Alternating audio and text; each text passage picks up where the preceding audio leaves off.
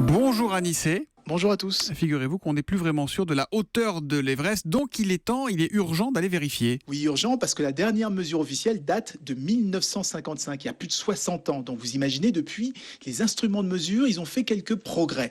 Mais surtout, il y a eu un énorme tremblement de terre au Népal il y a 2 ans. Et on a remarqué que certaines zones de l'Himalaya avaient perdu jusqu'à 10 mètres. Donc on s'interroge, on ne sait plus vraiment à quelle hauteur se situe le toit du monde. Mais personne n'a essayé de faire des mesures depuis 55, depuis 60 ans ? Si, mais jamais aucune expédition officielle. Chacun y allait de son petit calcul à partir d'images satellites.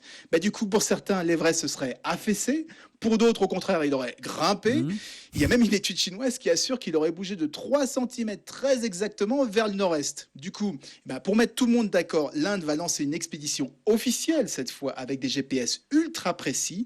Donc au printemps, on va enfin savoir si l'Everest fait plus ou moins de 8848 mètres. Mais dites-moi Anissé, c'est déjà arrivé des montagnes qui changent de hauteur comme ça ? Le Mont Blanc, par exemple. En 2015, on s'est rendu compte qu'il avait perdu quasiment 1,30 m.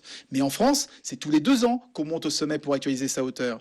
Et c'est évidemment un peu plus compliqué pour l'Everest, qui est quasiment 2 fois plus haut. Alors moi, le Mont Blanc, j'avais appris 4807 mètres. Oui, Après, je crois c'est qu'il est remonté à 4810, oui, c'est ça ? et donc on en est à...